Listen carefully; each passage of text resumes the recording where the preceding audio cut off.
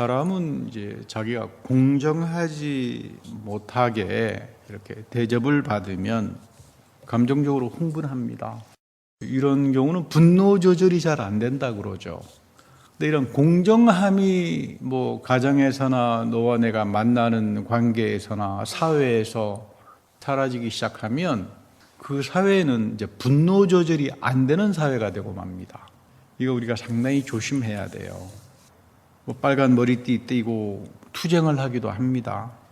물론 이런 투쟁에는 나름대로 정당성도 있을 겁니다. 국가의 정책이 잘못되어서 오는 경우도 있고요. 그런데 요즘 심각한 것은 미국은 이제 많이 지나갔습니다만은 이 한국이 성과 성의 대결이에요. 이거 아주 위험합니다. 그리고 무섭습니다. 흔히 이제 페미니즘이라고 그러죠. 한국에서 여성주의 운동하는 사람들. 도가 넘어갑니다. 폭력적입니다. 가톨릭 교회의 성만찬 성체를 가져다가 불에 태워버리고 SNS에 올려가지고 가톨릭 교회가 가부장 교회다. 다 처단해야 된다. 방법이 폭력적으로 가거나 남자 흉내를 내기 시작하면 이거는 여러분 상당히 이제 문제가 되는 거죠.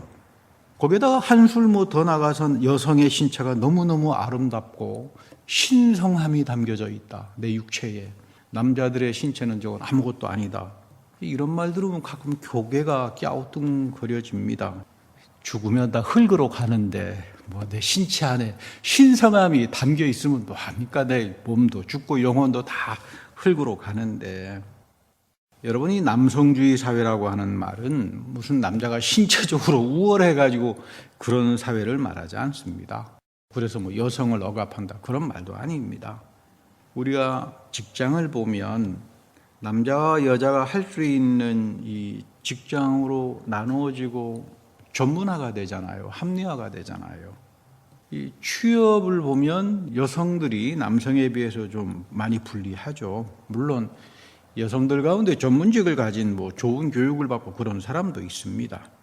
그러나 능력이 있는데도 집에서 자녀들 양육하고 자기 능력을 발휘하지 못하고 사는 그렇다고 해서 집안일 한다 그래서 월급 받습니까? 그것도 아닙니다만은 이제 이렇게 사회가 남성과 여성 사이에 불균등하게 발전하는 이유는 신체적이거나 생물학적이 아니라 사회 구조가 그렇게 만들어져서 그렇습니다. 그렇기 때문에 우리가 가급적이면 여성이 정당한 대접을 얻고 살 수 있도록 사회가 만들어져야 되고요. 법적으로도 그런 보장들이 주어져야 되고 그런 점에서 미국은 상당히 이제 괜찮은 편입니다만은 이 대한민국 같은 경우는 유교적인 문화적인 전통에다가 복잡한 민주화 운동들이 들어지면서 사람들이 다 분노를 해요. 감정 조절이 안 됩니다. 조그만 하면은 우리가 공정하게 대접을 받고 있지 못하다. 그래서 데모들도 하고 그 난리들을 치는데, 그래서 어떤 분은 하나님을 아버지로 부르는 것도 기분 나쁘다. 부르지 말자. 이렇게 이야기하는 여성 신학자도 보았습니다. 그런데 성경에서는 하나님을 남성으로 말하지 않습니다. 예수님께서 하나님을 아바라고 부르셨을 때는 어린아이들이 고대 군동에서 부모에 대한 절대적인 신뢰를 표현하는 그런 표현이지, 하나님은 남성이니까 여성들 싫어해, 그런 말 성경에 없어요. 하나님은 여성이든 남성이든 죄 지으면 싫어하죠. 조금 이상합니다. 이제 그런가 하면 예수님도 예수라고 부르지 말자. 남자로 왔기 때문에 제시라고 부르자. 지저스의 이름을 제시라. 예수님 지저스 이름을 제시라고 부른다 그래가지고. 근데 저는 아무리 성경을 찾아봐도 예수님이 남자가 되었다는 말은 전 못 찾아요. 여러분, 이거 착각하면 안 됩니다. 성경에는 말씀이, 영원한 말씀이 육신을 입었다라고 표현합니다. 육신이라고 하는 말은 죄된 모습이에요.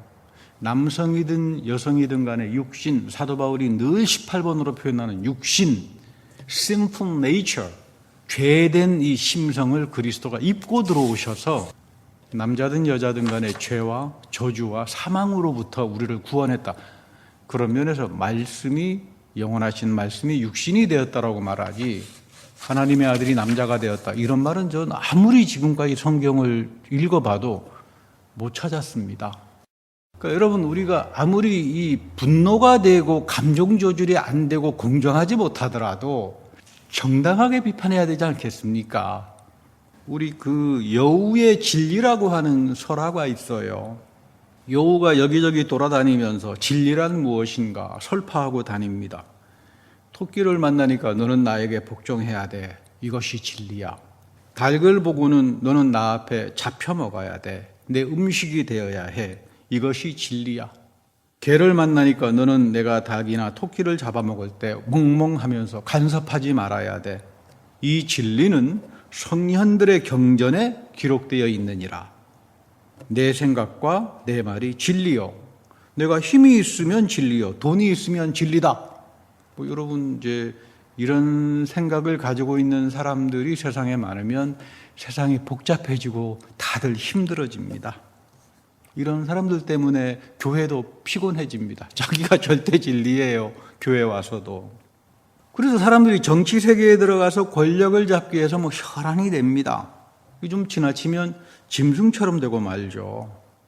왜 이런 일들이 벌어지는 걸까? 대답은 간단합니다. 탐심 때문이에요. 탐심. 바울은 탐심을 우상숭배라고 말하죠.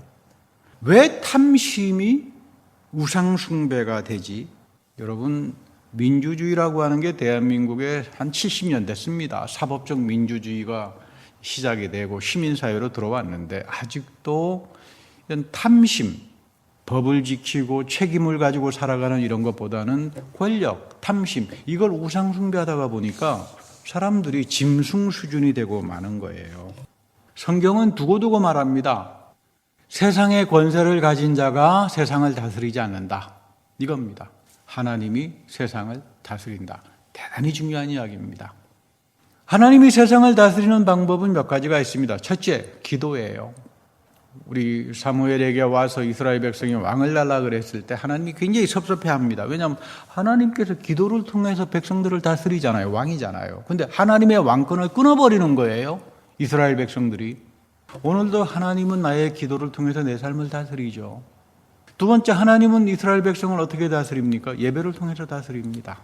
우리가 드리는 예배라고 하는 것은 하나님의 다스림이 나에게 오는 거예요. 이거 굉장히 중요한 이야기입니다.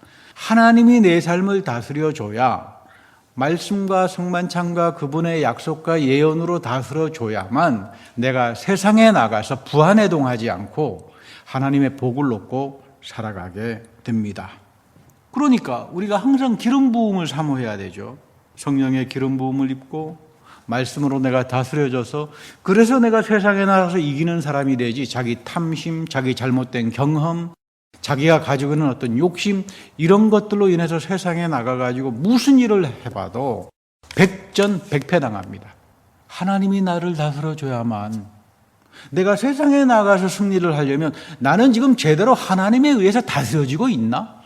아니면 내가 절대 진리고 내가 생각하는 게 무조건 다 옳다라고 생각하는 이런 어리석은 자리에 서 있나? 여러분, 이거 끊임없이 생각해야 됩니다. 나는 왜 이렇게 일이 안 풀리지? 우상숭배를 하기 때문에 일이 안 풀리죠. 자기 생각을 하나님 자리에 올려놓고 생각하니까 될 리가 없지요. 탈무드에 보면 이런 이야기가 있습니다. 기복신앙에 빠지지 말자. 주술신앙에 빠지지 말자. 비가 많이 와서 홍수가 났는데 강이 범람합니다. 외나무 다리를 어떤 사람이 건너는데 물이 없을 때는 별로 겁이 안 나는데 막 물이 출렁출렁거리니까 그 외나무 다리를 건널 수가 없어요. 겁이 나가지고. 기도합니다. 하나님, 이 다리만 무사히 가게 해주면 나의 전 재산을 바치겠습니다. 그렇게 기도했더니 좀 힘이 생겨서 씩씩하게 잘 넘어가게 되니까 마음도 편안해지니까 이거 외나무 다리가 별거 없구나. 괜히 그냥 하나님 앞에 내 전 재산 바친다고 기도했구나. 하나님, 저기 나 전 재산 안 바쳐도 외나무 다리 잘 건너갈 수 있을 것 같습니다. 근데 갑자기 막 다리가 후두두두 떨려가지고 물에 빠져가지고요, 급류에 휩쓸려가지고 죽을 고생하다가 겨우 살아납니다. 여러분, 내가 일하다가 잘 되면 은혜고 못 되면 하나님의 심판이고, 이게 여러분 기복신앙이에요. 이게 주술신앙이에요.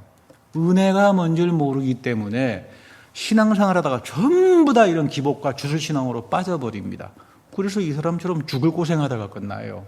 하나님 믿으면서 죽을 고생하다가 끝나서야 되겠습니까? 우리가 이 기복신앙을 넘어서려면 항상 예수님께서 하시는 말씀이 하나님 앞에서 영이 가난한 자로 살아가라.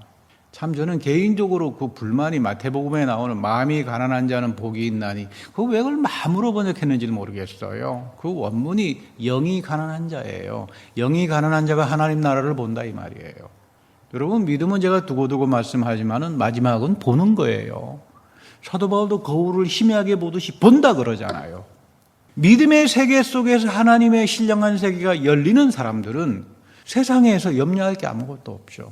내가 뭐 이런 비즈니스 하면 어떨까? 내가 앞으로 장차 이런 일을 하면 어떨까? 여러분 그거 다 믿음 없어서 하는 이야기들이에요. 내가 믿음 안에서 하나님의 신령한 세계가 열려서 영이 가난한 자로 하나님의 세계가 열리는 걸 보는 사람들은 장차 내가 되어질 미래에 대한 염려를 하지 않습니다.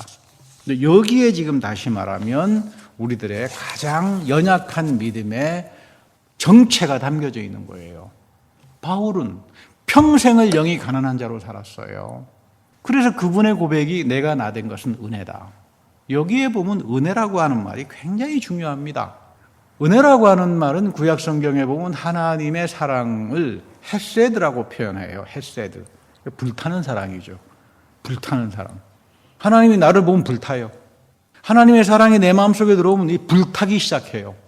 그리고 나는 이 하나님 없이는 살 수가 없는 존재가 돼요. 하나님의 사랑이 내 속에 들어와서 나를 지배하기 시작하면 바울은 그래서 항상 이 불타는 하나님의 사랑이 자기 삶 속에 있었어요. 내가 사는 게 아니다. 나는 연약한 사람이지만, 난 형편없는 인간이지만 그리스도가 내 안에 살면서 넘치는 하나님의 사랑을 나에게 이야기해 준다. 이 하나님의 불타는 사랑을 영에 체험하고 사는 사람들은 절대로 부한해동 안 합니다. 세속주의로 빠지지 않습니다. 자기 우상 숭배로 가지 않습니다. 그래서 예수님도 은혜라고 하는 것은 예할 건 예하고 아니요 할 건 아니요 한다. 은혜라고 하는 말은 물살을 거슬러 올라가는 거예요. 시류에 편승하는 게 아니라 시류를 거슬러 올라가는 게 왜? 하나님이 다스리니까.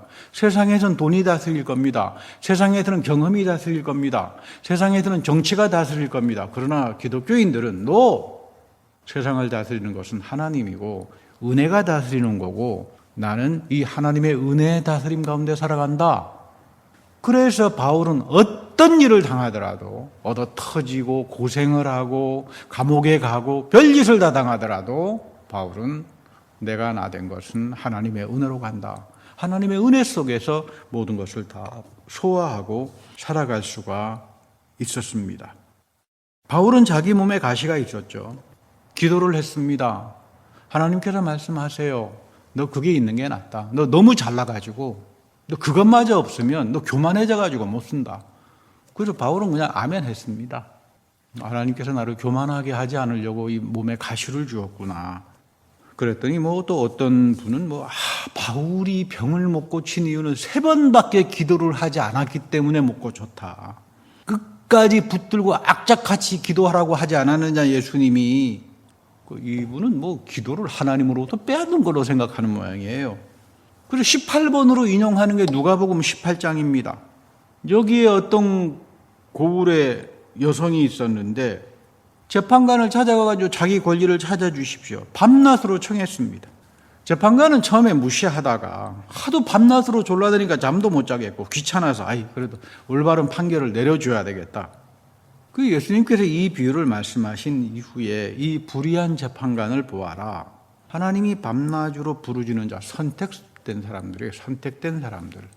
선택된 자들의 아픔을 하나님께서 듣고 해결해 주시지 않겠느냐 이 말입니다. 이 끈질긴 탄원을 진정한 기도요 믿음의 올바른 행위라고 칭찬 안 합니다.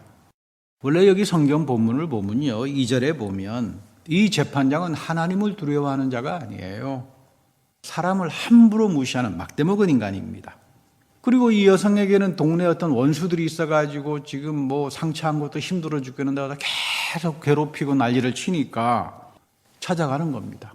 근데 이 사람은 내가 하나님도 무시하고 사람도 무시하고 근데 내가 저 여자 때문에 내가 괴로울 것 같으니까 굉장히 얌체 같은 인간이죠. 당연히 재판관이라면 책임적으로 재판을 해야 되지. 그 아주 못된 인간이에요. 근데 무슨 하나님께서 예수님께서 이 못돼 먹은 재판장을 하나님에 비유했다. 이렇게 말할 수는 없는 거죠. 그 예수님 당시에 이런 재판장들이 많았던 모양이에요. 이 약식 민사 재판은 율법학자 또는 바리새파들이 합니다. 그러니까 이제 율법학자나 바리새파 유형을 보면 7가지 유형이 나오는데 그 중에 돈을 사랑하는 바리새파들이 있어요. 돈을 너무 사랑해요. 그러니까 아마 이런 율법학자나 이 바리새파 중에 돈을 너무 사랑하는 사람이 재판장이 되면 뭐 여성이 와서 해봐야 돈도 안 갖다 주는 내가 뭐하러 하냐, 뭐 이런 사람들이 있었던 모양이에요. 민사 재판을 하는데. 그러나 제대로 된 큰 재판은 산헤드린에서 하기 때문에, 그럼 한 70명이 모인 산헤드린에서 하기 때문에 이렇게 불공평하게야 이제 할 수 없는 거겠죠. 지금 예수님께서는 이 막대 먹은 재판장을 하나님에 비유하는 게 아닙니다. 여러분 착각해서는 안 됩니다. 또 선택한 자들에 대해서는 하나님이 정당하게 듣고 가니까 너희들 염려하지 마라.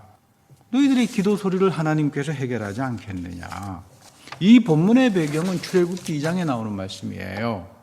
하나님께서 먼저 이스라엘 백성의 고통과 신음소리를 들었습니다. 이스라엘 백성은 선택된 백성들이에요.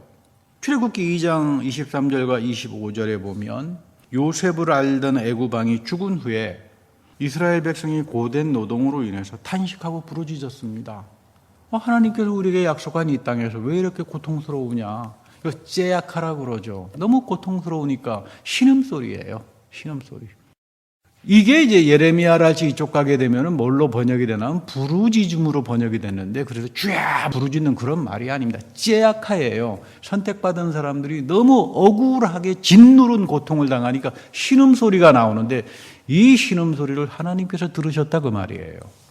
하나님께서 선택한 자들의 억울함과 고통을 먼저 들으셨다. 그리고 구원과 영원한 생명을 허락해 주셨다. 이겁니다. 너희들도 하나님이 선택한 사람이라면, 여러분들도 예수 그리스도의 선택 안에 새 언약의 선택에 들어와 있는 사람이라면, 여러분들이 하는 한숨, 여러분들이 세상에 나가서 부딪히는 여러 가지 어려운 문제, 어떤 일을 결정할까 하나님이 들으신다 이 말이에요. 그러니까 염려하지 마라 그 말입니다. 근데 지금 예수님께서 하시는 말씀이, 근데 너희들은 하나님 앞에 그런 기도하냐 그 이야기예요. 하나님이 너희들에게 베풀어 주신 은혜와 약속을 기억이나 하고 살아가느냐? 기억이라고 하는 말 굉장히 중요하죠. 예수님께서 성만찬을 제정하면서 나를 기억하라 그런 말을 합니다. 기억하라 그러니까 기념하면 되겠지. 그런 말이 아니에요. 이거 기억하라고 하는 말은 굉장히 번역하기 어려운 말입니다.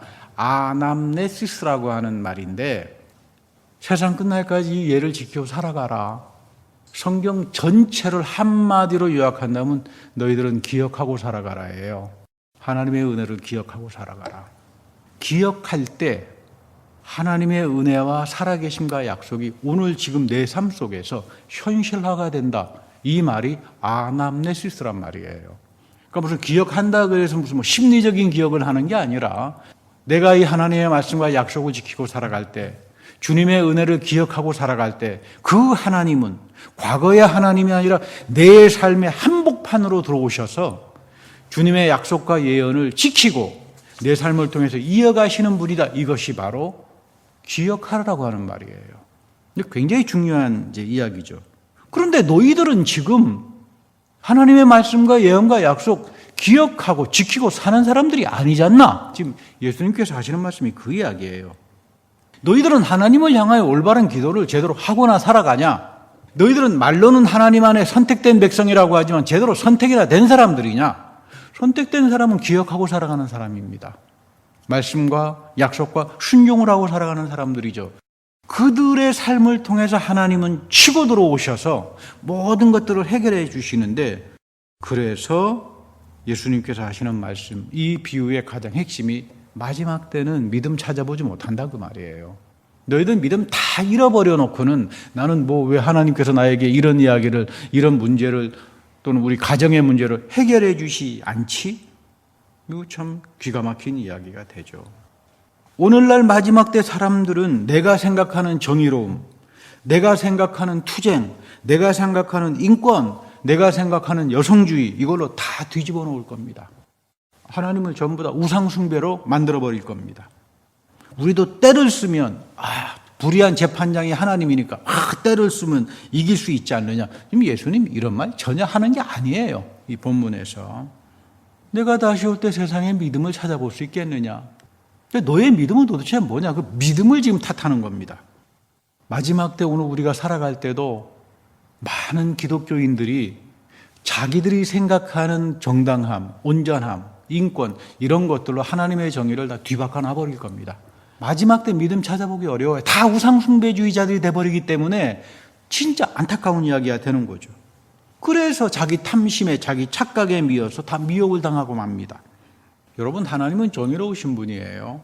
하나님의 정의 앞에 설 수 있는 사람 한 사람도 없어요. 서면 다 죽습니다.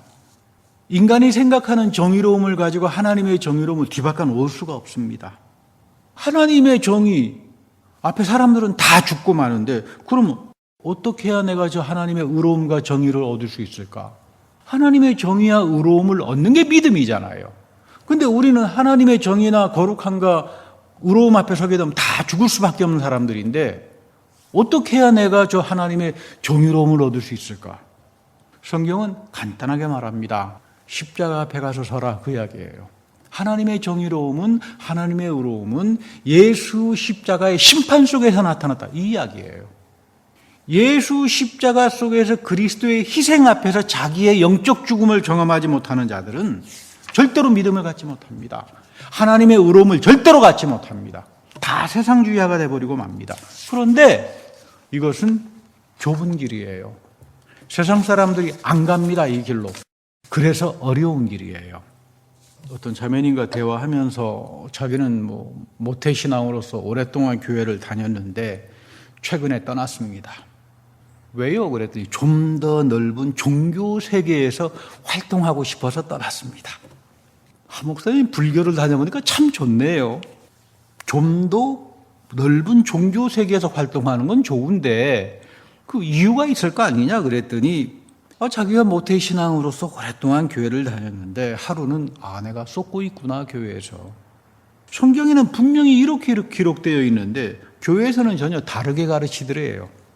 그리고 항상 이야기하는 게 불신 지옥, 믿으면 영혼구원 천당. 그래서 지옥 이야기를 하도 많이 들어가지고 겁이 나서 이제 교회 안 나가겠대요. 근데 불교에 갔더니 너무 좋더래요. 뭐가 그렇게 좋습니까? 그랬더니 불교에 가면 지옥 이야기 안 하거든요. 천당 이야기만 하거든요. 참 좋겠다. 근데 불교에서도 여러분 지옥 이야기 합니다. 그 윤회 이야기 하잖아요. 어쨌든. 근데 이제 성경은 하나님이 그리스도의 십자가 안에서 나의 지옥을 대신 지었다. 나의 죄와 저주와 죽음을 말소하고 하나님의 의로우심이 나에게 용서의 은혜로 오셨다. 그러니까 믿음 생활에는 신령한 기쁨이 있는 거 아니냐. 이런 신령한 하나님의 세계가 열려야 내가 영이 가난한 자로 살면서 이 하나님이 나에게 열어주시는 세상을 보면 여러분 얼마나 신나겠어요.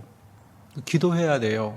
하나님, 나의 영의 가난함 속에서 장차 되어질 하나님의 신령한 세계를 나에게 열어주십시오. 보는 거예요. 그거 보는 사람들은 염려 안 합니다. 그랬더니 이분 하는 이야기가 그런 이야기는 들어본 적이 없대요. 목사님이 좀 이상한 사람이에요, 저보고. 여러분, 마지막 때 성경 잘못 배우면 큰일 납니다. 사람들이 다 갖다 붙여가지고 지멋대로 갖다 갖추고 자기 마음대로 우상숭배식으로 가르치기 때문에 하나님을 통해서, 성경을 통해서 우리가 배우질 못해요. 그래서 제가 여러 차례 말씀드립니다만은 과로에 묵자. 성경을 읽을 때 내가 모태신앙이든 100년을 교회를 신앙생활을 했든 간에 내가 알고 있는 경험은 과로에 묵자. 그렇지 않으면 우리가 성경으로 단 한 줄도 배우지 못합니다. 루터는 강아지에게 큰 은혜를 받았죠. 고기를 줄 때마다 이 강아지가 너무 좋아해요. 얼마나 좋아하는지 낼름거리고 꼬리 흔들고 와서 막 자기 핥고 말이죠. 그 하루는 루터가 회개를 합니다. 저 강아지도 자기에게 주어지는 고기 덩어리 한 잔 먹고 저렇게 기뻐하고 난리를 치는데 나는 도대체 뭐냐? 하나님이 그토록 은혜를 주셨는데도 난 여전히 두려움, 평안하지 못한 미래에 대한 염려, 이걸로는 난 항상 가득 차 있다. 나의 지옥과 나의 저주를 그리스도가 십자가에서 책임지시고 대신 지셨는데 그래서 그 하나님의 올바름과 정의로움이 예수에게 나타나고 나에게는 선택과 예정으로 귀한 축복으로 오셨는데 내 삶은 이게 뭐냐? 축복이라고 하는 것, 예정이라고 하는 것, 선택이라고 하는 것. 너 하나님의 선택을 받았느냐? 굉장히 중요합니다. 그런데 선택과 예정에 앞서서 더 중요한 것은 하나님이 맺은 언약이에요. 아브라함과 하나님이 언약을 맺어요. 이 언약을 지키고 들어오는 사람은 선택받은 사람이요, 예정된 사람이라고 말을 하는 겁니다. 우리가 거꾸로 알면 안 되죠. 하나님이 예수 그리스도 안에서 우리에게 새로운 언약을 주셨어요. 그게 십자가 부활이에요. 그리고 마지막 때 다시 오심이고. 그러면 내가 선택받은 사람이라고 하는 건 나는 이 예수 그리스도가 말씀하신 명령, 계명, 그 말씀의 가치로 쫓아서 살아가느냐, 그 사람들을 가리켜서 선택받은 사람이고 예정된 사람이라고 하죠. 너희들이 이렇게 살아가는 사람들에게 하나님은 신령한 세계를 열어줄 것이고 그들은 영이 가난한 자로 살아갈 것이고 하나님의 은혜를 알고 살아갈 것이다. 바울이 그래서 내가 나 된 것은 다 하나님의 은혜다. 이것만이, 하나님의 언약만이 우리를 기복신앙, 주술신앙, 잘못된 미래에 대한 염려에서 해방을 시키는 겁니다. 하나님의 은혜를 체험하고 살아가는 여러분들이 되기를 바랍니다. 그것이 바로 우리에게는 새 언약의 축복이고 그 무엇과도 바꿀 수 없는 하나님의 넘치는 형통의 복입니다. 이런 복이 여러분들의 인생에 늘 함께하기를 바랍니다. 다 같이 기도하겠습니다. 주님, 우리의 연약한 믿음을 긍휼히 여겨주셔서 기복신앙과 잘못된 주술신앙에 빠지는 것이 아니라 하나님의 불타는 사랑이 예수 그리스도의 십자가 속에서 나에게 오셨고 내가 주님 앞에 영이 가난한 자로 살아갈 때에 이제 나는 영적 죽음을 경험하며 모든 것이 하나님의 은혜라고 하는 그 믿음을 가지고 살아가 참으로 흉흉한 세상, 앞으로 장차 되어질 미래에 대한 많은 염려로 인하여 불안과 염려 가운데 살아가는 것이 아니라 그런 두려움을 물리치고 우리에게 해방을 주시고 영원한 생명을 주신 이 하나님의 붙들려 살아가는 귀한 복된 자녀들이 다 되게 하여 주옵소서. 우리 구주 예수 그리스도의 이름으로 축복하며 감사 기도드립니다. 아멘.